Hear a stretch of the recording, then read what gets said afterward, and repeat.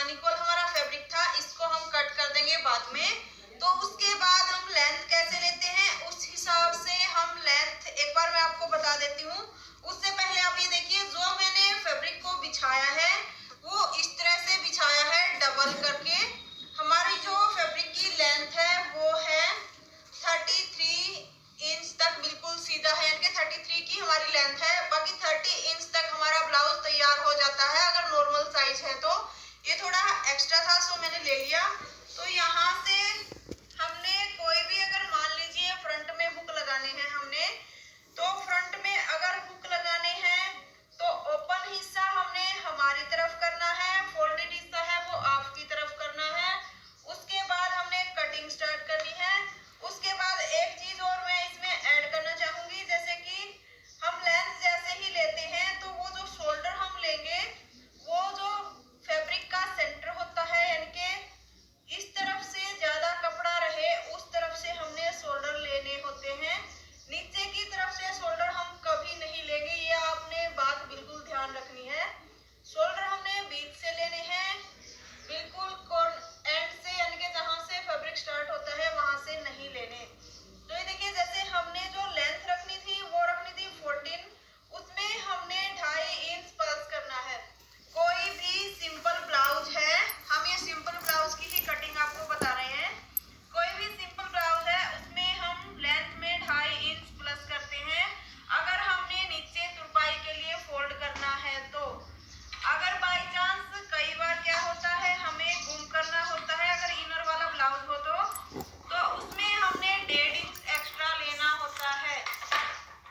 अब जैसे कि हम नीचे तुरपाई के लिए फोल्ड करेंगे तो उसके लिए हमने 2.5 इंच एक्स्ट्रा लिया है। तो 2.5 इंच एक्स्ट्रा लेने के बाद हमारा हो गया 16.5।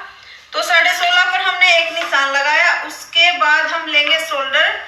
तो शोल्डर हम नेक के हिसाब से लेते हैं। नेक मैंने बताया था बैक नेक है 7 इंच का, तो उसके अकॉर्डिंग हम इसका शोल्डर लेंगे 6 इंच का, क्योंकि ज्यादा बैक नेक ज्यादा बड़ा भी नहीं है ज्यादा छोटा भी नहीं है। तो हमने जो मेन इनका शोल्डर है वो है 14 इंच का। तो 14 इंच का शोल्डर था, उसमें से हमने 1 इंच कम कर दिया। मान लीजिए 7 इंच था हमारा, 1 इंच कम कर दिया। 7 इंच का बैक नेक है इनका, इसलिए तो 6 इंच का मैंने ये शोल्डर लिया। फिर भी कुछ समझ ना आया हो तो बैक में जो मैंने वीडियो डाली है उसमें आप जाके समझ सकते हो कि कैसे मैंने शोल्डर लिया है। तो यहाँ से मैंने शोल्डर यहाँ तक 6 इंच का ले दिया। 6 इंच पर हमने यहाँ पर भी निशान लगाना है। इसको हम सीधा कर देते हैं यहाँ से।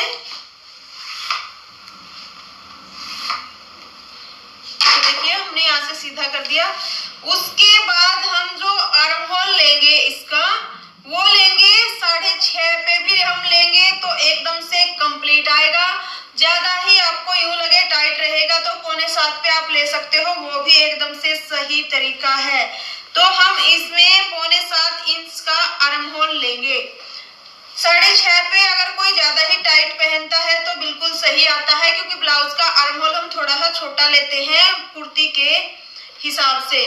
तो हमने यहाँ से इसकी लाइन ऐसे एक बार सीधी कर देनी है।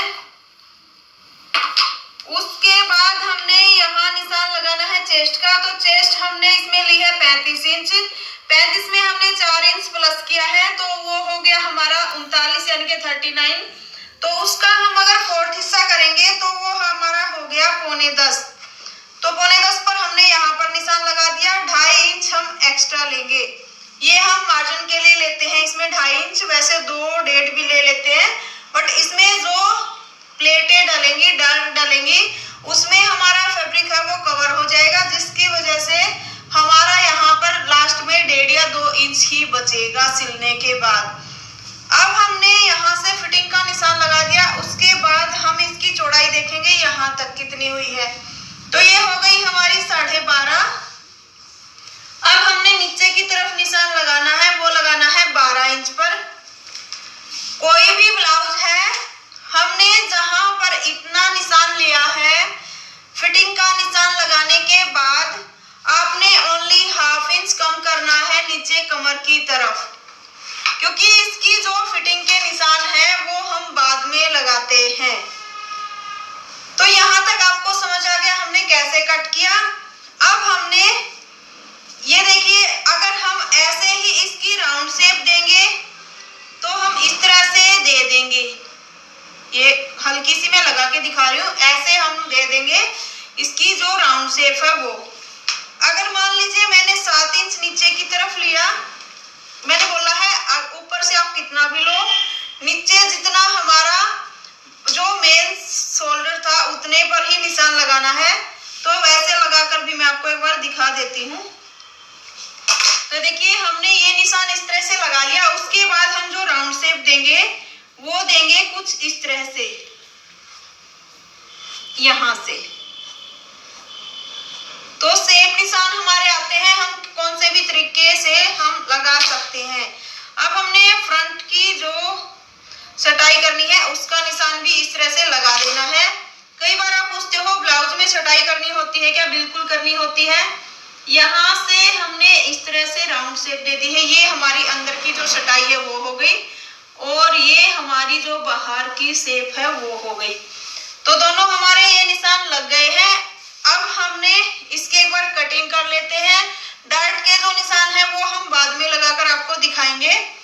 इसमें भी एक चीज और बताऊं कि जो हम एक्स्ट्रा फैब्रिक लेते हैं शोल्डर से ऊपर बैक हिस्से में, इसमें हमने वो नहीं लेना। अगर मान लीजिए ज्यादा ही छोटा नेक है उसमें तो हम लेंगे, बट ब्लाउज में ज्यादा छोटे नेक बहुत कम होते हैं बैक के, तो उसमें हम एक्स्ट्रा नहीं लेते अगर ज्यादा डीप नेक हो तो। अब ये नॉर्मल है, इसमें भी हम लेना चाहें तो थोड़ा ले सकते हैं, बट ज्यादा इसमें नहीं लेंगे। इसका नेक 7 का है तो हम हल्का झुकाव करेंगे आगे की तरफ। इस तरह से मैंने झुकाव दिया